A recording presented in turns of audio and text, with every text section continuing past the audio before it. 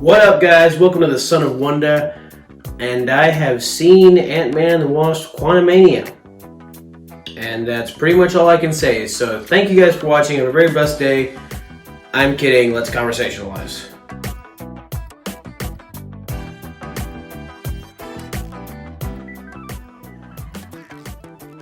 Guys.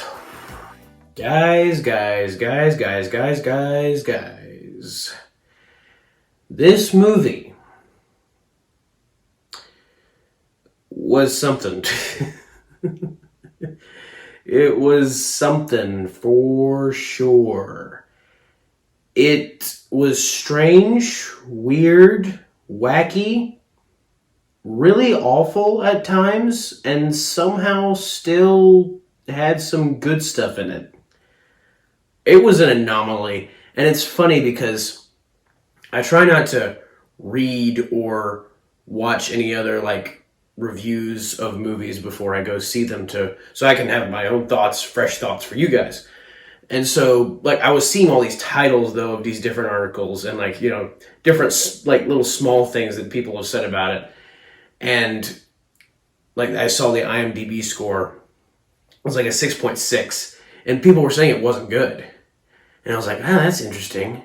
But honestly, for me, when a critic or the critics say something isn't good, I feel like I'm going to like it more. And when they can say something is good, I feel like I'm going to like it less. But theirs was right in the middle, so I didn't know what to think. So my curiosity was already amped up really high. Then when I get to the theater and get popcorn, I went to see it with some friends, and when I get to the theater, the guy giving me my popcorn is like, hey, are you going to see the Ant-Man movie? I'm like, yeah. And he says, some of my friends who saw it said it was really good. I haven't seen it yet, but you said it was really good and going to see it a second time. And I was like, really? Because I had heard it was bad. And he's like, yeah, I heard that too, but my friend said it was good. And again, so that amped up my curiosity even more. So I go in to see the movie, and it's hilarious because I literally just laughed hysterically after it was over. Because just seeing it explained everything. Why all the opinions were so mixed. It was one of the most curious, it was one of the times in my life where I was the most curious to see a movie. The emotion of curiosity was dialed to 11 because of all the stuff I was hearing about it, all the mixed reviews. And it was one of the lowest rated Marvel movies on its initial reviewing. That doesn't usually happen when a Marvel movie comes out and there's the first reviews for it come out and they're lower. That is not common. And it happened with this movie, and I was so curious why, especially it being this movie supposed to introduce Phase 5 and Kang and all that. And it explained everything after I saw it. So I'm not going to go scene by scene. That's just way too tedious. It's cohesive, but still a mess. A complete, what are we doing? It's basically Scott, Ant-Man, still has everybody he loves. Cassie's been in and out of jail, though, for protesting. She never seems to get the memo that, if you're going to prison for something, it's probably not good what you're doing. Even though Scott tries to tell her this. Apparently, Scott wrote a book about, help. It's called, Help Out the Little Guy or something. And that part is fine. Some of the stuff he was reading in the book, based off his past Avengers experiences, it was fine. It was funny. There's definitely some funny moments in the beginning and throughout the movie. So it's not abysmal and just boring to watch like some of the Marvel movies in the past. I gotta be honest, guys. Wakanda Forever's only just gotten worse for me the more I've thought about it over time since I last viewed it in theater. And yeah, this movie is at least better than that movie. So that's good. That's a plus. But yeah, it's funny at the beginning. It definitely has funny moments. I really don't find older Cassie likable at all. She's just not a likable character. The only reason you kind of want her to be okay and stick around is because at one time she was that sweet, innocent little girl from the first two Ant-Man movies, and she's, Scott's daughter. But she's a completely different, bratty character who, again, completely disrespects her dad, like we've had so many times. in the first half, and then she regrets it in the second. She's like, "Oh no, Dad, I love you." And it's kind of funny because they start like making fun of him for like saying that he's an Avenger and that he saved the world. But I'm like, when you have helped save and been in like an essential part of saving the world and the universe from a cataclysmic event such as the snap, such as half the universe dying and saving them from being dead, I feel like you can let them showboat a little bit. I mean, that's like accolades to the nth degree, and then they're making fun of them for it. I don't like that. If you haven't realized already, this is a spoiler review. I will be talking about, various things and topics of discussion that I found worth talking about in this review, specific things that happened in the movie, so be warned. But yeah, they're all kind of like a family now, like Hope, Hank, Janet, Ant-Man, Cassie. Even Cassie calls Hank Grandpa, which is funny. Come to find out, Cassie and Hank and Hope were building a signal to the quantum realm. And they were doing it, I guess, for like the purpose of studying the quantum realm so they can help more people, because Cassie's all about helping people. And it's like, I feel like they're trying to make her so virtuous and being like, "Oh, I'm helping all these people, these oppressed people, because I'm so great, and I don't like you, Dad, because you're not helping people, even though you saved the world from a universe-ending threat." It's so annoying, and they keep doing it. She-Hulk, for instance. Ugh. Bottom line, Janet never told any of the other Ant-Man crew about the dangers of the quantum realm. Apparently, Marvel characters are just horrible at communicating. Like, period. Like, the only reason No Way Home's in my top 10 favorite superhero movies, but the only reason the events of that movie take place is because Doctor Strange was not willing to explain to Peter all the parameters of the spell. That's really the only reason that happened. If people just talked a little more, no problem. And we had the same problem here in the Quantumania. Like, Janet could have mentioned Kang a lot sooner. Could have mentioned all the stuff, the dangers of studying the quantum realm. Saved her a lot of time. Saved them a lot of pain and struggle. But did she do it? No, because that means that we wouldn't have a plot or a movie. So there you go. They all get sucked in the quantum realm after Cassie activates the machine. And, this is when all the quantum realm antics start. Which, in other words, is like, what, like all of the what the crap are we doing moments. Because just like we're in the quantum realm. That is for darn sure. And this comes to the place where it's like, in general, like that's the setup for the movie. But in general, I think this movie is such a dip in quality from the previous two Ant-Man movies. And I really enjoy the previous two Ant-Man movies. I put out my reviews for both of them. I gave them positive reviews, thought they were great. This movie has great things about it, specifically concentrated around one character. Everything else just seems like a watered down version of the better things we've gotten in the past. Like, Paul Rudd doesn't even have that many, like, great one-liners like he did in Ant-Man or Ant-Man and the Wasp. Paul Rudd's still likable. He's always likable. But even, like, some of the lines they give him, like, are just hammy. They also make that mistake, the writer's mistake of over-explaining everything in the movie. Like, when something is happening and you clearly know what's happening and you're not an idiot, they still like to tell you what's happening. Like, for instance, the one moment, if you've seen it, you'll know it, where Ant-Man is trying to get the device that helps Kang escape the quantum realm. He's buried under a bunch of other Ant-Men that have duplicated himself. Like, these all bunch of duplicates of Ant-Man. They call them possibilities, whatever that means. But the main Ant-Man, Scott's buried under a bunch of himself. He hears Cassie saying, "Come back to me," and they all unite under that one front of like their love for Cassie. And I think it's a cool scene, a cool idea. All this chaos of these different versions of you, and you unite under that, like, your love for that one person in your life that you want to come save and help.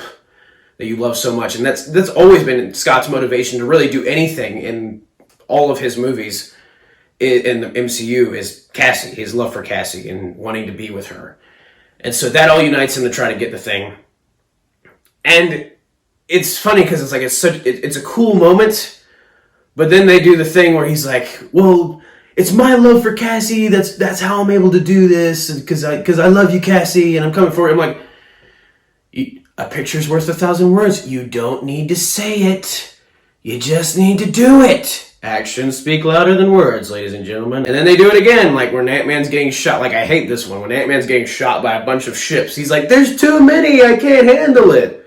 And Hope says it too, and I'm just like, if you're getting shot, pummeled by a bunch of blasts from a bunch of different weapons, we get the picture. We know that you're having trouble. We know that you're struggling. We can see that, and we feel for you, but you don't need to announce it. I don't think anyone would actually announce, like, oh, there's too many. It's just like, oh no, I'm being hurt. I need to find a way to escape this conflict. Need to find a way to escape the harm that's being brought upon me. Duh. Well, that's one gripe.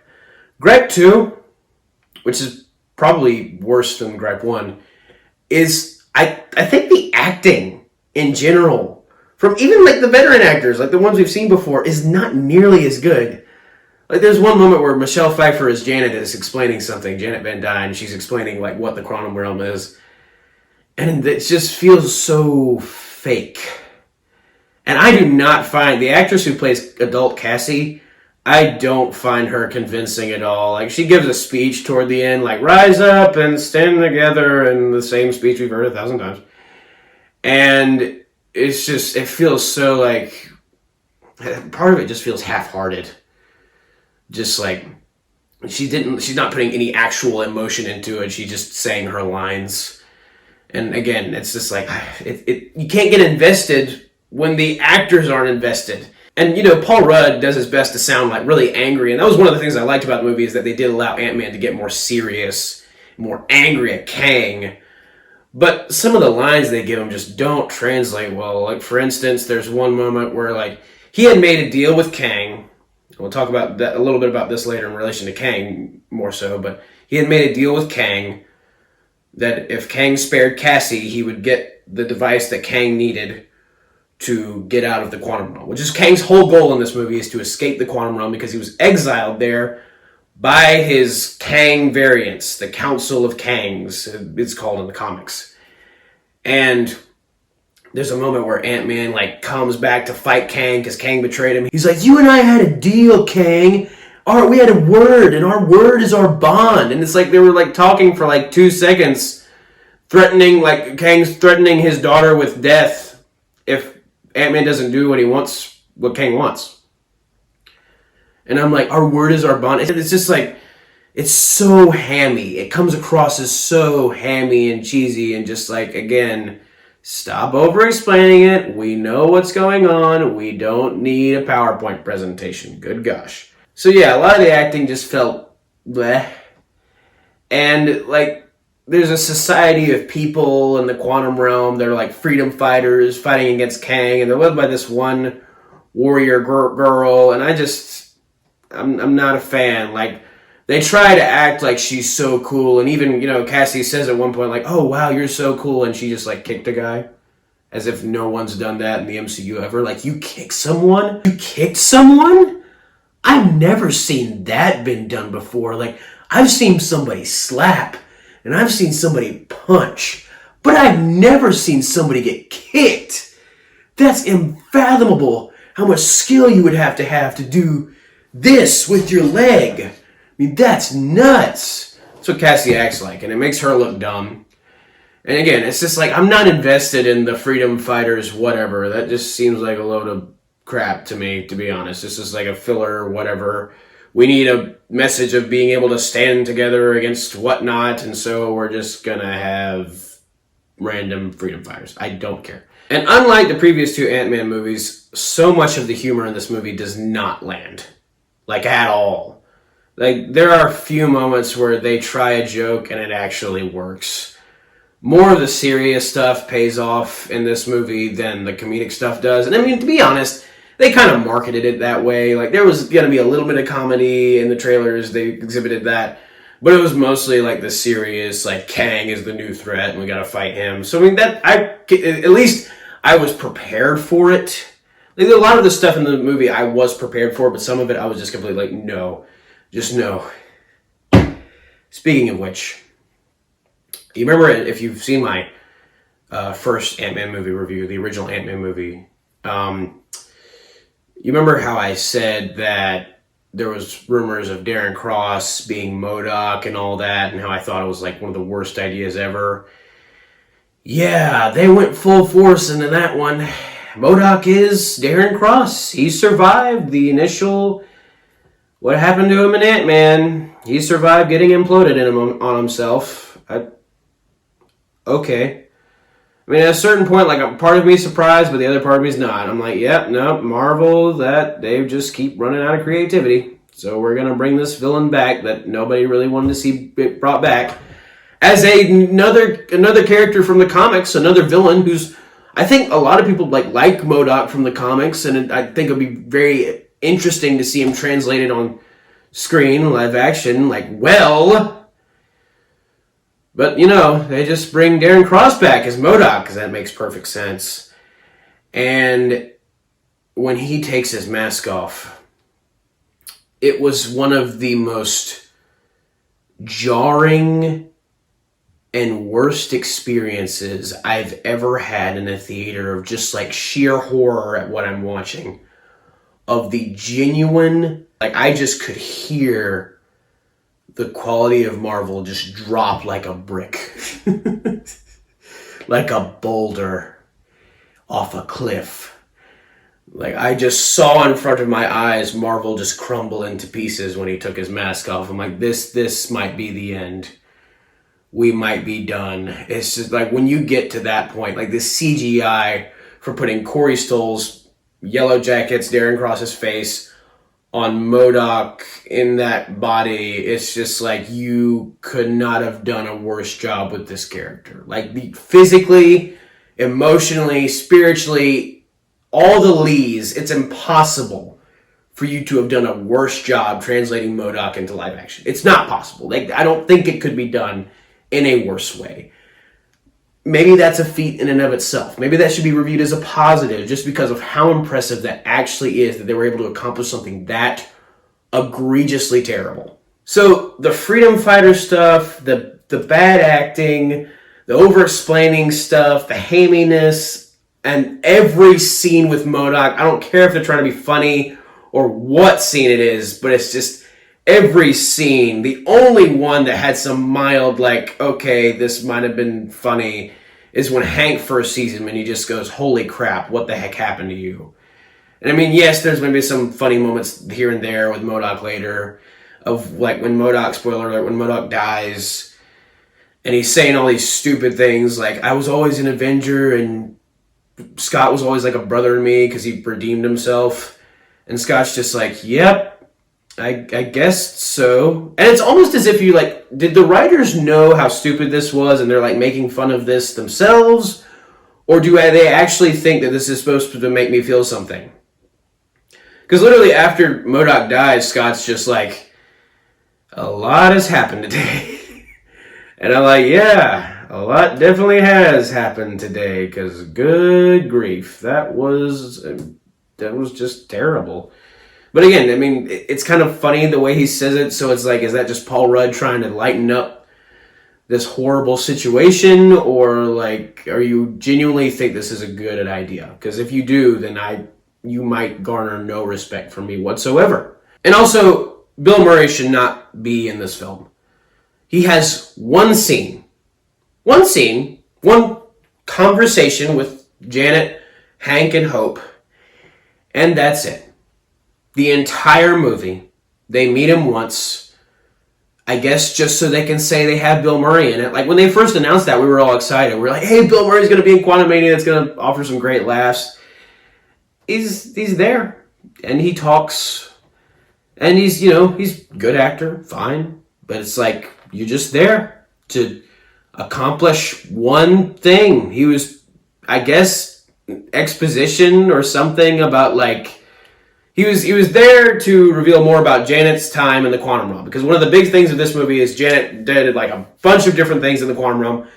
She helped Kang create or recreate his machine to travel through the multiverse, because they introduced Kang in a very like interesting and unique way, and that does bring me to my point of like, this is what elevates this movie above the worst of the worst tier for me, is Kang. I've had a major problem with a lot of the MCU villains lately. Namor was just like, I wanted him to be good so bad, and he was just so bad instead. But Kang, however, they actually managed to pull out a great MCU bad guy. He's in the higher levels for me of MCU bad guys. I feel like they did him properly. He was menacing, he was threatening, he was intimidating. He's just a force to be reckoned with, was written all over that guy. And I feel like Jonathan Majors did a really great job in his acting. His acting was great. But like, the movie even started with like a flashback of Janet Van Dyne of the Quantum Realm seeing Kang crash in his ship, which is actually like a multiverse traveling chair inside of a vessel, a space-looking vessel. Again, the whole point of the movie is Kang, he's trying to get out of the quantum realm with the device that he and Janet were trying to repair that was supposed to go with his ship. That's the main power of the ship to get him across different universes. And Janet discovers, that Kang is a conqueror and that he's destroyed all of these timelines. And she's like, what is the name Kang? Like, why are you called that? And he says, like, that's the name, like, that's the person I need to be, is Kang. And that's a very interesting idea. Like, I don't even know if I want to be Kang. I need to be Kang. I need to be the conqueror.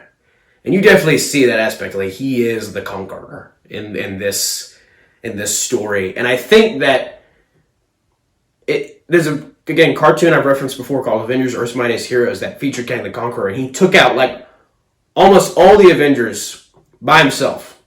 He still lost, but he took out almost all the Avengers by himself. He was really close. And this Kang, for the most part, feels like, okay, yeah, you probably could have done that. My main problem is, again, the ways he got taken out was just like, oh, okay. That's suspending my disbelief too much. Is like, he's fighting all of these people and these like citizens, and he just comes in at the end in the final battle, tearing people up, like disintegrating everyone. And it's nuts. Like, his ability, like, he has telekinesis. He can grab someone and throw him, like, he has the Force, basically. And speaking of which, this is a very Star Wars-y movie. Like, I had heard somebody call it the Star Wars of Marvel, and that's actually accurate. Like, they even go to the cantina. That's where they meet Bill Murray. It looks like a cantina, like one of the Star Wars cantinas, and all the different creatures. It's very Star Wars-y. But point being, Kang lasers everybody. He fights Cassie and Wasp and Ant-Man, and they get a few good hits on him. And I'm not sure how I feel about that, because that was one of my fears going into the movie. Because if you're going to make Kang the Conqueror the insane Avengers-level threat, the villain of an Ant-Man movie, which previously had Yellow Jacket, because everybody knows him, and Ghost, again, fairly obscure characters for the average Marvel goer. So you're going to bring in Kang the Conqueror, like I said, Avengers, universe-threatening threat, making the villain of Ant-Man movie. There was always going to be some concerns of, like, you're going to have to scale his power levels down so Ant-Man can have a little bit of victory, because you always want your good guy to have some kind of victory. And that is a little bit of what I felt like they did, is like, he has these insane telekinetic powers. Like, one of the friends I went to go see it with mentioned how he has these insane telekinetic powers, and yet they kind of all go away when he starts fighting Ant-Man and Wasp and Cassie, who has a suit now and can grow and shrink and stuff. But he gets hit a lot, and I'm like, couldn't you just like force them away, knock them against a rock? Like, what is stopping you from doing that now? It's contrivances. And then the worst part about it is when he forms a shield to try to block, like Hank Pym comes in with an army of an advanced civilization of ants that kind of just happened, and Hanks explains it in it's such a contrivance.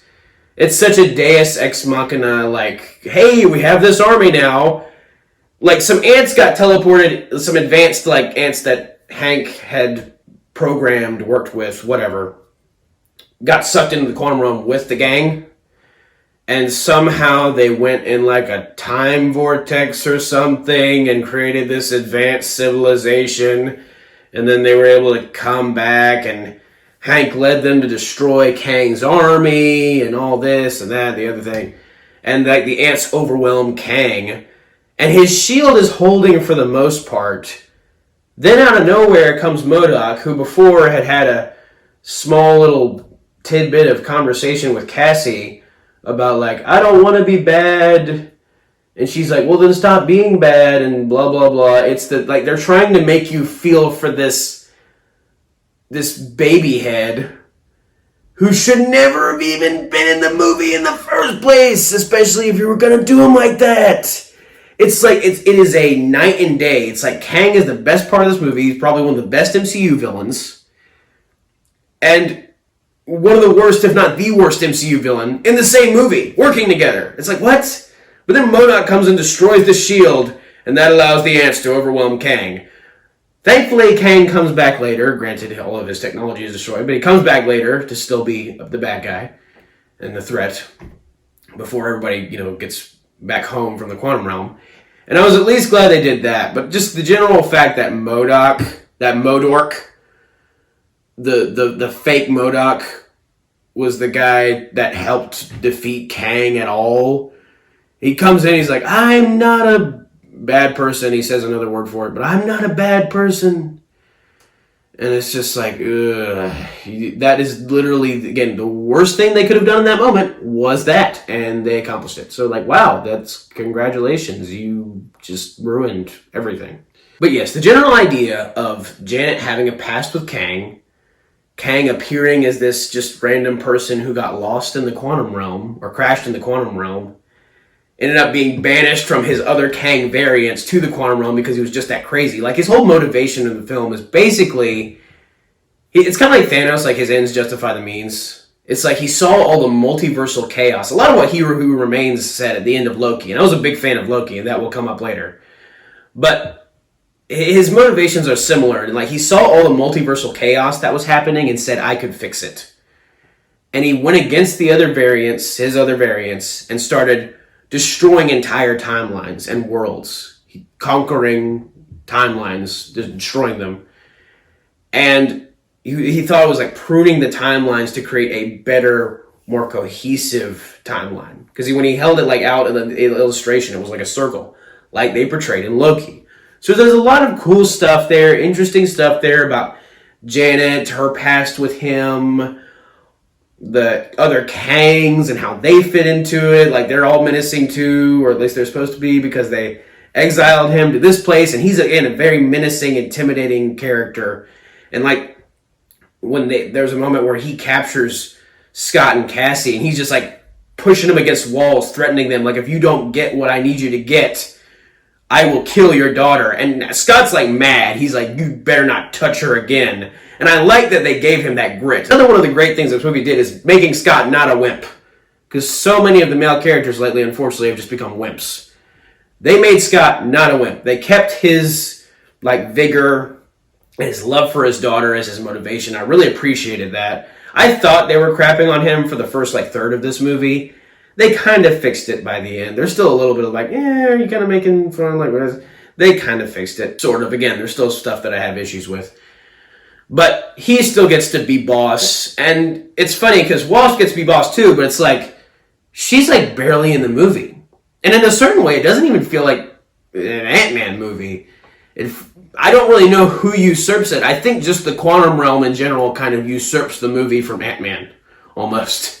It's we're so focused on the quantum realm and all the craziness and then Kang, and we don't really get much time to have a full-on story arc with Ant-Man. It's the main problem. And in the second trailer, like I mentioned this in my trailer review that I did when the second trailer for the Quantumania came out, in the second trailer I was like, it's looking like Kang is trying to tempt Scott with time, like getting to be able to spend more time with his daughter that he lost in the 5 years of the blip, with Endgame, and then maybe even the time he lost when she was a little girl and he was in prison, all that stuff, like tempting with it. There's none of that in this movie. You gotta hand it to the trailer guys for confusing you and like making you think one thing's gonna happen when something completely different's gonna happen. There's none of that in this movie. And there's a good and bad parts to that. The good is it doesn't make Ant-Man look like just wimp for falling for that temptation when the entire universe is at stake. Like, he's literally threatened with his daughter being killed in front of him. Like, Kang says, like, if you don't do what I want you to do, I will kill your daughter and force you to relive that moment, like, over and over and over again until you beg me to kill you. That's how insanely threatening this guy is. And intense he is. And when you get threatened with that, that's like, okay, you at least do the very base level of what the villain wants you to do, if that's not the main world-destroying or universe-destroying threat. And Kang just kind of takes the device from him once Ant-Man gets it. So it's not like Ant-Man gave it to him. So those are the good parts. It doesn't make Ant-Man look like a wimp or look like the bad guy because he helped Kang. It doesn't do that. The bad part is, I think, just the general idea of Scott being tempted with the time that he lost was still a really good idea, and I wish they would have incorporated that more. But instead, it really is just like Scott's like, no, I will not do what you say, and then he threatens the daughter thing, and he's like forced into it. And again, like there's good parts to that, but I also kind of wish they would have incorporated the tempting thing, because that was interesting too. But I mean, basically that's the gist of it. Like there's some other good moments. Like I like that Hank Pym was the one to lead the ants and help defeat Kang. Like they gave Hank Pym some nice moments in this movie. I also appreciated, like there was one moment where Janet said to Hank, she's like, cover me, and he's like, always. And then this is nice. And again, they still kind of have that nice husband-wife dynamic where they genuinely love each other, and I appreciated that. The same thing for Hope and Scott. They're very equal in this movie. I feel like they kick equal butt, and they are awesome doing it together. And she saves him at the end from Kang. Like, he's the last person to try to get back to home from the quantum realm, from the portal they created. And then Kang comes in and like attacks Ant-Man and like beats Ant-Man senseless, but Ant-Man keeps getting up and trying to fight him. And that is very cool. But like he gets pummeled too much, and then Wasp saves him. And it feels like it's cool because it's Wasp. Like her love for Ant-Man as, I guess, boyfriend and girlfriend. I feel like they should be married at this point, but I guess it's still boyfriend and girlfriend. They might be married. But it's like her love for him and like her being one to save Ant-Man. And I like she keeps lasering Kang, and then Ant-Man gets one final like bam punch against Kang, and then Kang gets like sucked into the device somehow, and I guess dies. The reason why I'm being vague about some of these things is I genuinely don't know exactly what happened. It's just kind of confusing. It's like he gets sucked into the device. It's kind of this like sphere, this ethereal, like crazy sphere technological device. And again, like he just fades into it. I guess he's dead. There's some characters say he's dead later. Okay. They go back home. Scott and Wasp have a nice moment with each other. Loving moment. They go back home. And it's kind of back to where it was at the beginning of the movie. Everything's fine. Scott has, a nice life with his family. And then there is a funny moment where he's like walking up, talking about all the stuff in his life like he did at the beginning of the movie. And then he kind of slowly realizes like, Kang did say that if we defeated him and if he didn't get out of the quantum realm, worse things would happen. And like he would come back in some way, or his variants will. Did I just like destroy all of reality by killing Kang? Like he's gone, right? Like isn't the threat over? And he's having all this intense fear, and he's just like, well, it's probably fine. We don't need to worry about it. And then just keeps walking and smiling. Like that's a funny moment. That's a genuinely funny moment. And like he has a fake birthday. He calls it a fake birthday party with Cassie at the end of the movie because he missed so many. And they seemed like they were kind of like that's what they were hinting at with the trailer about the time he lost. And like this moment and one moment at the beginning were the only two moments where they actually hinted at that plot line. So that was very weird to me. But that ends, and then we have two post-credit scenes, or like the mid-credit scene and then the post-credit scene. And the first one it's something. I feel like the initial mid-credit scene is just a summary of everything that's wrong with the MCU at this point. It's like you start the mid-credit scene and you see all these like Kangs and these like stands in this like arena-looking place. This giant statue of Kang. And then there's these three variants of Kang that are talking to each other. And you hear that and it's like, oh my gosh, that sounds awesome. Like this kind of culmination of everything that was talking about Loki, like in this movie, like all these Kangs coming together and talking about stuff. But it's just so, like the CGI is awful. The makeup is terrible. Jonathan Majors trying to act like three different versions of himself. Like one's a Egyptian pharaoh and his name is Rama Tut. He's from the comics. It's a variant of Kang. Another one's called Immortus. Again, another variant of Kang from the comics. And I don't know what the third guy's name is. I did not recognize him. I recognized the other two. Didn't recognize him. But like, Jonathan Majors, again, great actor for just OG Kang.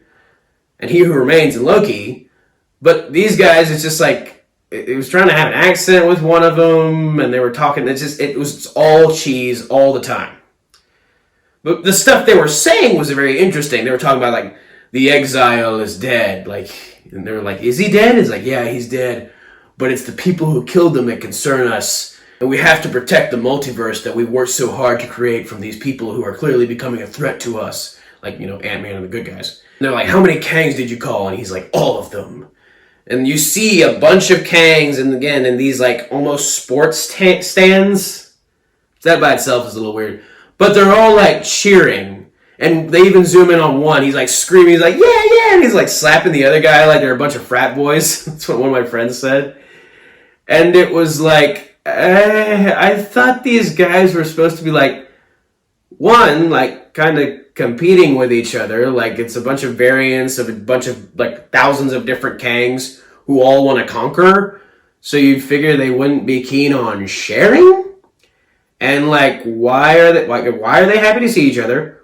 Why are they so exuberant? Like, Kang in this movie is, as the villain, like very menacing, threatening, intense, serious, and then these guys are just like a bunch of weirdos. It's like, hey, we're gonna go conquer some multiverses. This is awesome. I'm pumped up about it. Are you pumped up about it, George? I'm pumped up about it, Billy. I'm just pumped. I am pumped right now. That's great. That's lit, fam. They might as well have said that. That's how weird it was. But again, that mid-credit scene was just not good. And it's such a contrast between the mid-credit scene in the first Avengers, when you first realize that Thanos is the main bad guy of like the whole thing, when like his servant comes to him after Loki fails at the end of Avengers, and he's like, our only option now is to court death on the people of Earth.